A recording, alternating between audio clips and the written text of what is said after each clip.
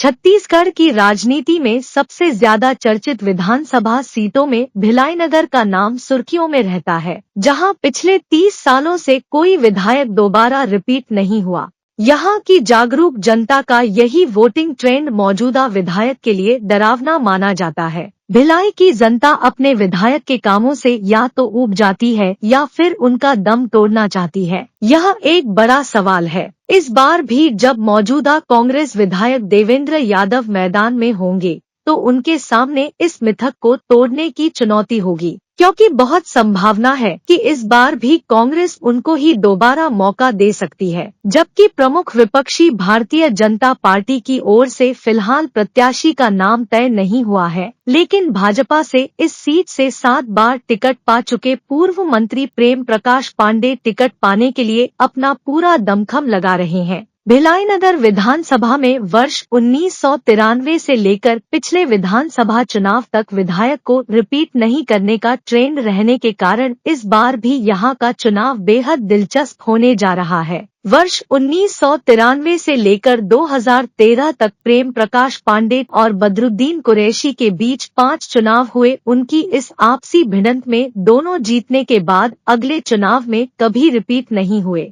1993 में प्रेम प्रकाश पांडे दूसरी बार बेहद मामूली अंतर से चुनाव जीते थे, लेकिन 1998 के चुनाव में मतदाताओं ने उन्हें रिपीट न कर बदरुद्दीन कुरैशी को विधायक चुना। इसके बाद वर्ष 2003 में जब चुनाव हुआ तो कुरैशी को भी मतदाताओं ने रिपीट नहीं करते हुए एक बार फिर से प्रेम प्रकाश पांडे को अवसर दिया था। लेकिन वर्ष 2008 में जनता ने तत्कालीन विधानसभा अध्यक्ष प्रेम प्रकाश पांडे को फिर रिपीट नहीं करते हुए बदरुद्दीन कुरैशी को जिताया। इसी तरह वर्ष 2013 के चुनाव में भी जनता ने फिर कुरैशी को रिपीट नहीं करते हुए एक बार फिर प्रेम प्रकाश पांडे को अपना विधायक चुन लिया। इस तरह से लगातार चुनावों के बाद पहली बार 2018 के विधानसभा चुनाव में प्रेम प्रकाश पांडे के सामने कांग्रेस से बदरुद्दीन कुरैशी की जगह तत्कालीन महापौर देवेंद्र यादव प्रतिद्वंदी थे। तब ऐसा लग रहा था कि प्रेम प्रकाश पांडे को उनके अनुभव का लाभ मिलेगा और विधानसभा चुनाव के लिहाज से अनुभवहीन देवेंद्र यादव से वे चुनाव जीत जाएंगे।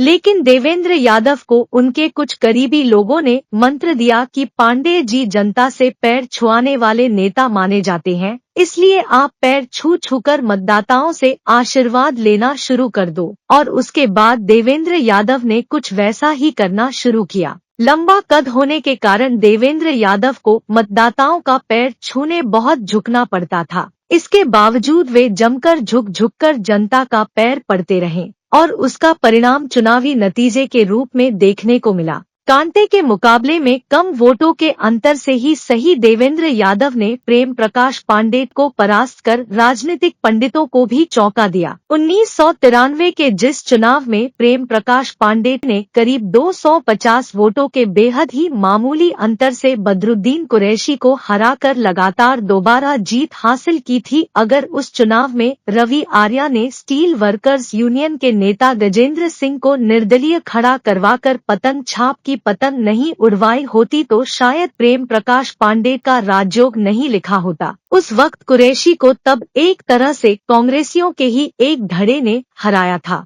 उनको हराने में कांग्रेस समर्थित इंटर ट्रेड यूनियन के नेता रवि आर्या की अहम भूमिका थी, जिसकी कीमत रवि आर्या को आगे चुकानी पड़ी। 30 साल पुरानी उस राजनीतिक दगाबाजी का बदला छत्तीसगढ़ में राजनीति के चाणक्य माने जाने वाले वासुदेव चंद्राकर ने लिया, जिन्होंने बदरुद्दीन कुरैशी के माध्यम से स्टील वर्कर्स यूनियन की राजनीति में रवि आर्या के वर्चस्व को तहस नहस करवा दिया था। छत्तीसगढ़ और राष्ट्रीय स्तर की ऐसी ही अनेक रोचक राजनीतिक जानकारी के लिए कृपया राष्ट्रबोध को सब्सक्राइब करें। Election desk राष्ट्रबोध।